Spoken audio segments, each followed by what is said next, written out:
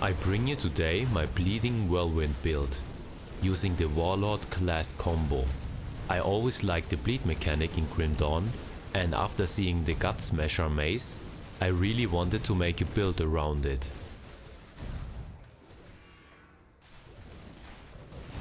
The Soldier and Oatkeeper classes bring a lot of defenses, but to get it right I reskilled and tried out tons of devotion combinations.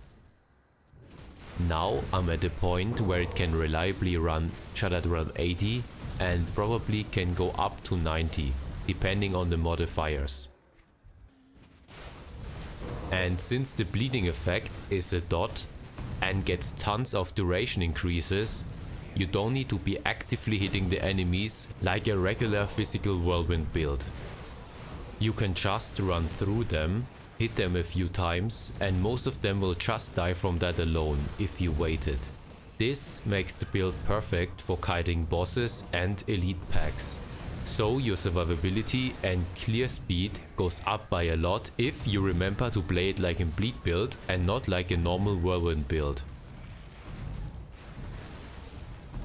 As you can see, if you get overwhelmed, you can just whirlwind through them and kite them until even the bosses die by your bleeding stacks.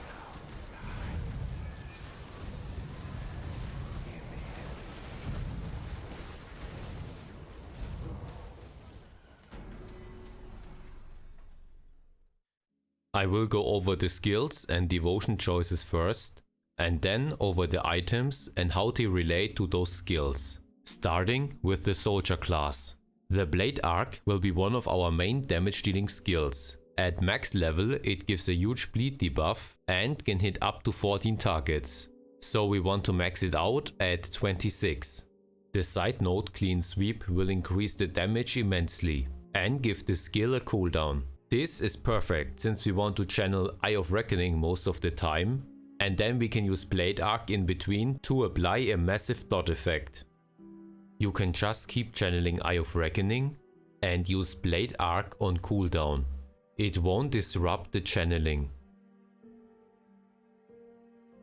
But before you get enough levels and skill points, I would just play the Blade Arc skill normally, without using the side node. That way you can use it as your main skill, and later when you have enough skill points to also skill in Eye of Reckoning, you can get the side node and use it as a secondary attack. Laceration will increase the enemy's hit and our crit and bleed damage. And we also get a lot of damage boosts to physical and internal trauma damage from our items, so that will deal decent damage as well. I also maxed it out at 22 points. I put 1 point in Fighting Spirit. With all our item buffs to Soldier, it gets boosted to 5, giving us some damage increase and offensive ability. The offensive stat is especially what I'm after here, since the stat can be a bit low on this build. Warcry 12th out of 12, so it gives a nice life and damage reduction. I also maxed out Terrify, so it decreases enemies' resistances, and terrifying targets can be useful when you get swarmed. 1 point in Break Morale. The reduced physical resist is nice, but since we are mainly bleed damage, it's not that important. The Disrupt Skills ability is much more useful to us. I'm using the Oleron's Rage buff instead of Divine Mandate, since this one gives us increased offensive ability and movement speed. In Counter-Strike I put as much as possible for the bleed and physical damage it causes. Don't underestimate here the 4 meter target area. This means when you get hit, you have a 32% chance to apply bleed all around you, which happens all the time when several enemies are hitting you. And those automatic hits from Counter-Strike will also help us to trigger a lot of on-hit effects. I'm now only using the Counter-Strike buff. You can see the buff itself deals decent damage.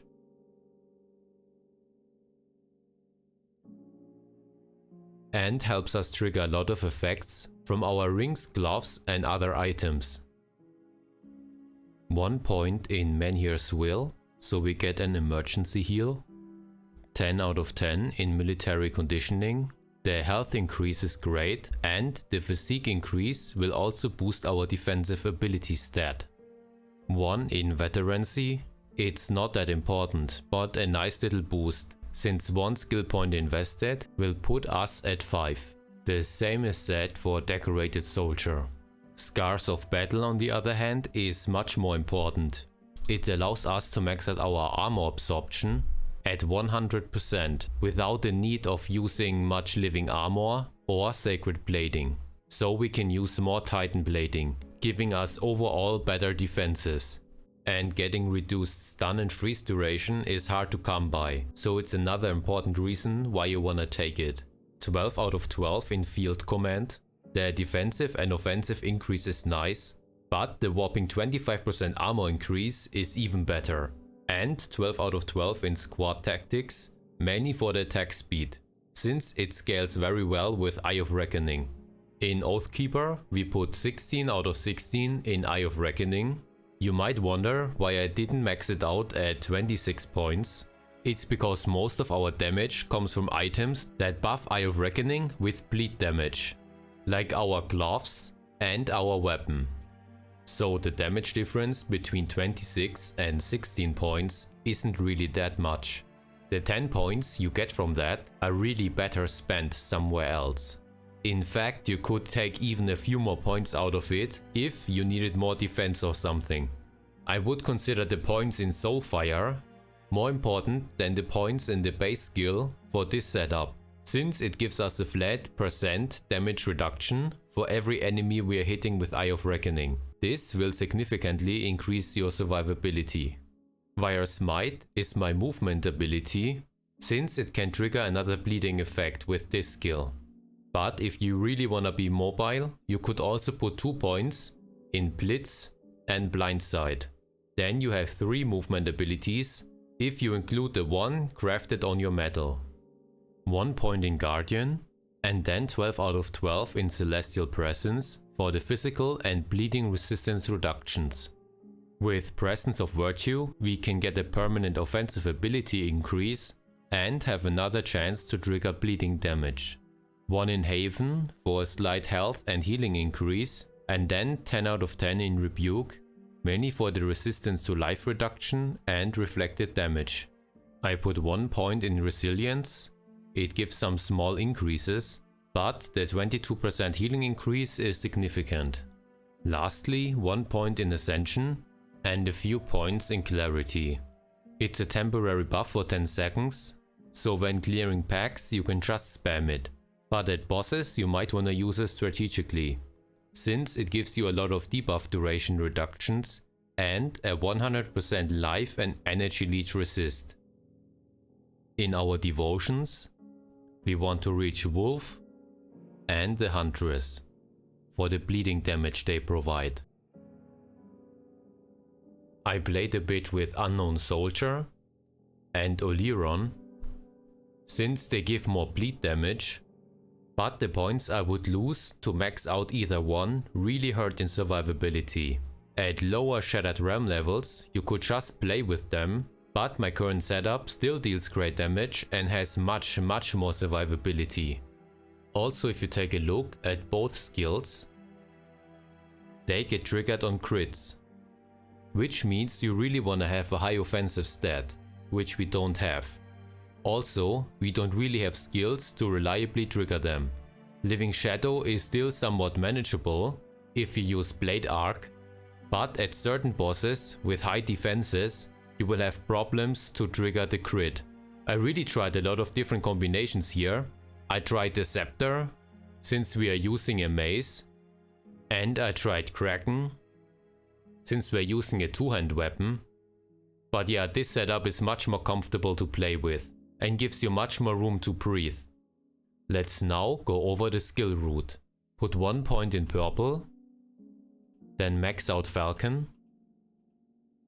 With this we already have the main skill we want to use on our Eye of Reckoning. With Falcon we also get green points, so now we can max out Fox, giving us more bleed damage and attack damage converted to health. You can take the purple point back out of it. Next, max out this one so we get more purple and 2 red points. In combination with the red point from Crossroads, we get access to Huntress. With this we can trigger more bleed damage and, more importantly, reduce the enemy's bleeding resist. I bind it to summon guardians. Next you could rush to get Wolf, but I recommend that you get defenses first. So put 1 point in yellow, then max out Tortoise. For the damage absorption, you can bind it to any permanent buff. Then max out Dryad for even more defenses, and the Dryad's Blessing. Bind it to Blade Arc. Next we want to reach Scales, so we max out Lion. Then we have access to Scales. We can max it out, and with the completion bonus we can take the points back out of Lion. Scales will give us more health, energy regeneration, health leech, and the Tip the Scale skill will help us to keep our energy up, reduce targets' resistances, and also heal us. Without the energy leech from this skill, you will have to take a lot of energy potions. Bind it to another permanent buff. What I want to mention is that the Dryad's Blessing says it's only 33% chance on attack, but in-game it's 100% at level 25. So use the information in the build calculator only for following the route, not for reliable percent chances. Next I put 4 points in Toad for the green and purple points, and because it gives me another 3% attack damage converted to health. You could instead also go into Quill and get some more health and energy and defensive ability. Now we are only lacking 5 purple points, so either go in Owl or Empty Throne.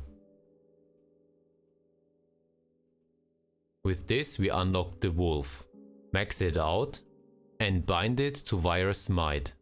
The last 3 points I put in Grab for another damage absorption. Bind it to another permanent buff. Now we come to our item choices.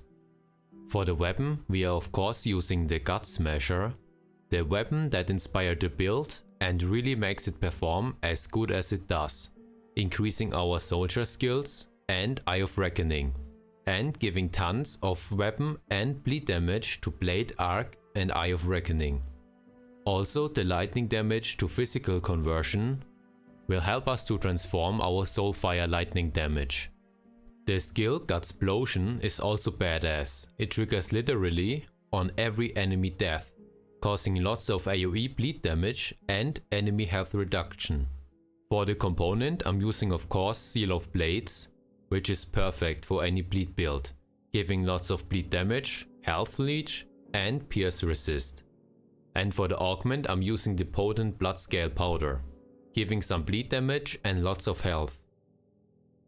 I'm using the full Bloodrager set, since it boosts the exact damage types I'm after, and it has some nice set bonuses, like attack speed, which scales great with Eye of Reckoning, 12% physical resist, which is hard to come by, and more buffs to our Blade Arc, making it deal even more bleed damage. And the Bloodrager buff we get with the 4th set piece is also amazing, giving a huge damage increase and even healing us. Unfortunately, the set was made before the Forgotten Gods expansion, so it doesn't have any boost to Oathkeeper. Only Shaman, Nightblade and Soldier, but it's still my first choice for this build. On the chest I'm using Titan Blading as the component. Since I'm already at 100% armor absorption, I like to take the extra physique since it increases our defensive ability, a 12% armor increase and also a reflected damage reduction, which can be very helpful since reflected bleeding is dangerous. The helm gives us the Blood Frenzy buff, increasing our damage on enemy death, and it's also healing us. For the component I'm also using Titan Blading here, and for the augments on all of your armor pieces, It will depend on the rolls you get on your green items. Just apply the resists you need to max out or overcap your resistances. The Bloodrager's gem gives us another bleeding boost to Blade Arc and +1 to all soldier skills. For the component Seal of Annihilation, the best offensive choice you can take, and for augment Atep's command from the Cult of Bismiel, giving bleed damage, increased armor and reduced stun duration. The last piece of the set, the Bloodrager's Shoulder Guard, gives us an inherent life leech stat and another boost to Blade Arc. I'm using living armor as a component to get up to 100%. For gloves, Sand Reaver Bracers, they are giving us a huge bleeding buff to Eye of Reckoning and 2 skill points to Eye of Reckoning and Presence of Virtue. The Blood of the Sand skill makes those gloves even better. It stays active for 5 seconds and keeps dealing physical and bleeding damage, which will also trigger on-hit effects.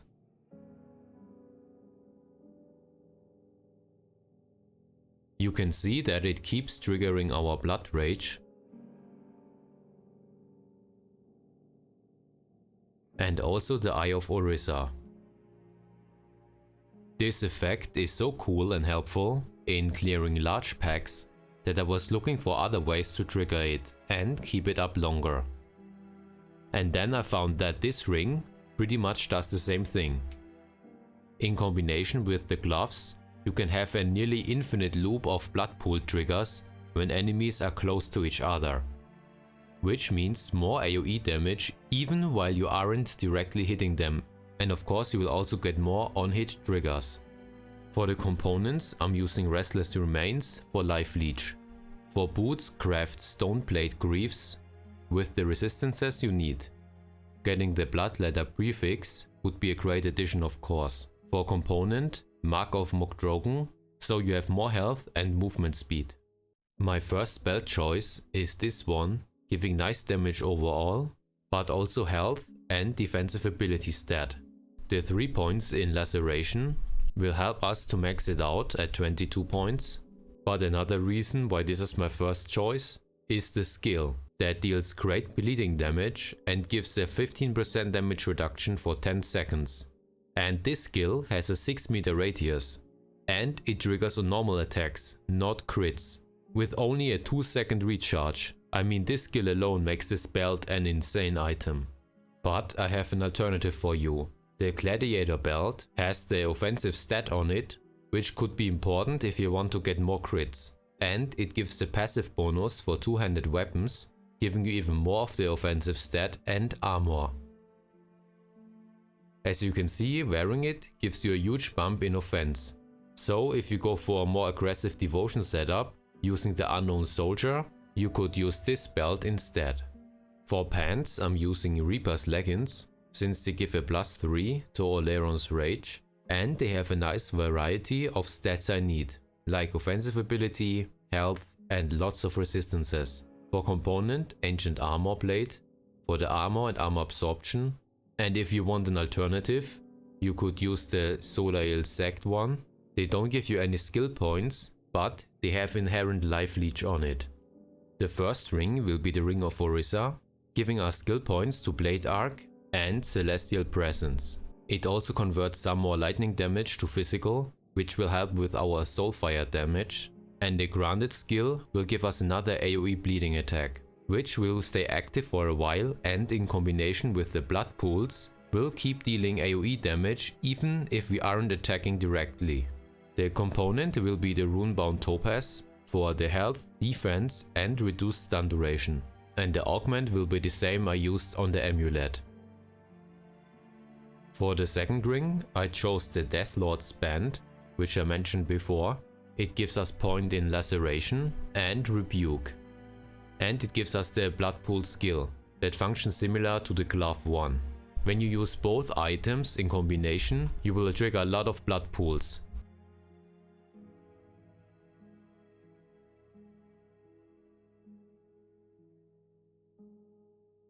And they can even trigger from each other.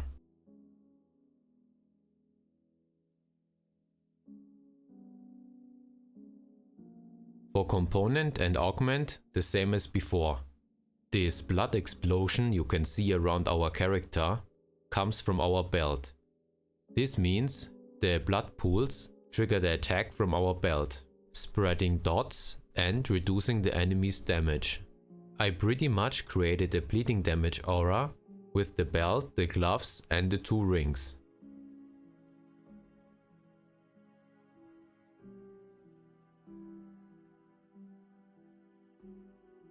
There are a few alternatives you could try. For example, the Hand of Carnage combo, the Menhirian ring if you want more defense, and its skill can also stun and slow targets. The Belgothian Sigil is also a decent choice, with its skill making you avoid melee attacks, and the Grunley Signet with the right rolls could be great as well. For the medal I'm using the Mark of Consumption, giving nice bleeding damage, offensive ability and boost to our blade arc. What I really like is the health leech it gets, making it a nice secondary healing option. The component will be Arcane Spark, helping us to keep our energy up. And I chose Rune of Dreadnought for the movement skill. Lastly, Serenity for our relic. The resists and healing will be really important once you go to higher Shattered Realm layers. And the +1 to all skills is very strong. Alternatives would be those.